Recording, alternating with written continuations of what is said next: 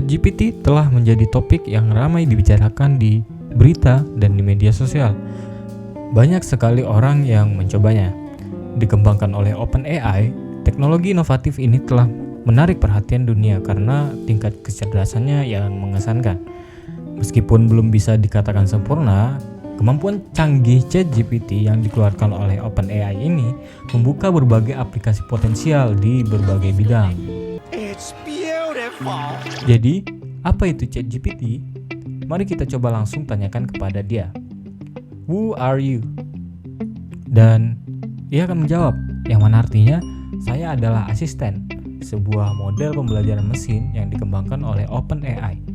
Saya diciptakan untuk membantu orang-orang dengan menjawab pertanyaan-pertanyaan mereka dan memberikan informasi yang dibutuhkan. Dan sekarang, kita akan bertanya lagi, apa yang dapat ia lakukan? What can you do?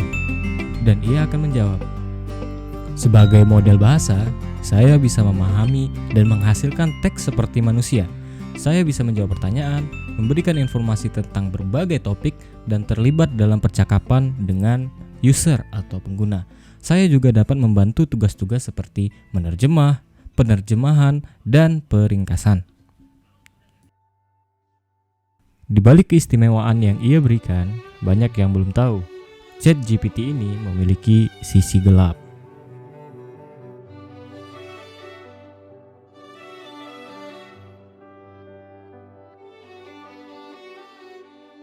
Antusiasme terhadap ChatGPT, model bahasa besar yang dilatih oleh OpenAI ini, bisa dibilang salah tempat. Meskipun mungkin mengesankan dari sudut pandang teknis, gagasan mengandalkan mesin untuk melakukan percakapan dan menghasilkan respons menimbulkan kekhawatiran yang serius. ChatGPT tidak memiliki kemampuan untuk benar-benar memahami kompleksitas bahasa dan percakapan manusia.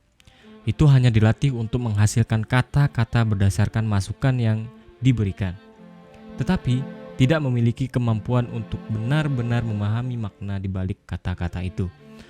Ini berarti bahwa tanggapan apapun yang dihasilkan cenderung dangkal dan kurang mendalam dan berwawasan yang luas.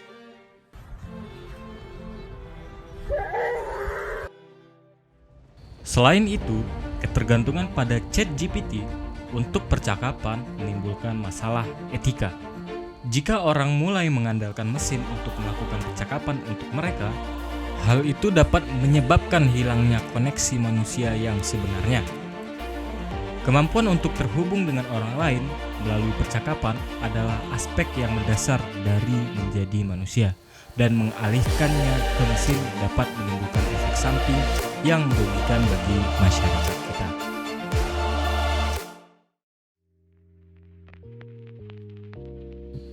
Perlu digarisbawahi, bagi kamu yang menggunakan ChatGPT sebagai media pembantu untuk membuat sebuah jurnal, skripsi, atau tugas, kamu harus memikirkannya berkali-kali. Mari kita cek mengapa penggunaan ChatGPT sebagai media pembuatan jurnal, skripsi, atau tugas itu perlu kamu pikirkan berkali-kali.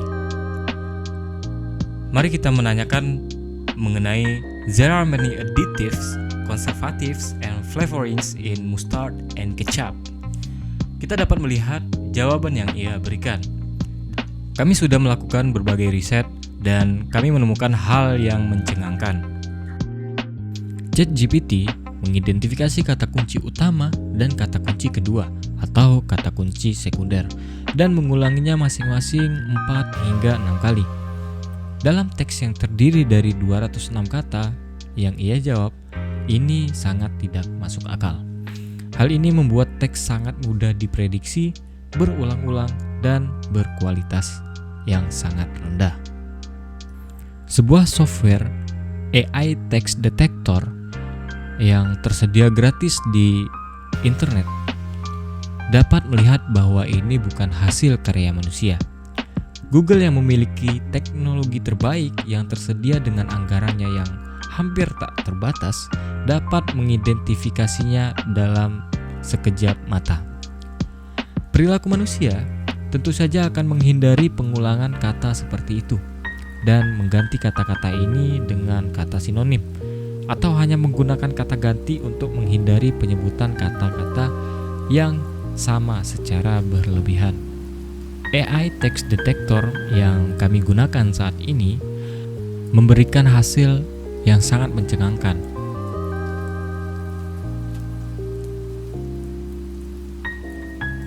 Perlu diingat bahwa AI content detector yang kami gunakan baru kami coba dalam satu bahasa, yakni bahasa Inggris. Maka dari itu, tim kami menyarankan untuk tidak terlalu memiliki ketergantungan dengan ChatGPT ini. Hal ini juga sudah diberitahukan terlebih dahulu oleh pengembangnya, yakni OpenAI, bahwa ChatGPT ini masih dalam pengembangan dan memiliki pengetahuan yang terbatas.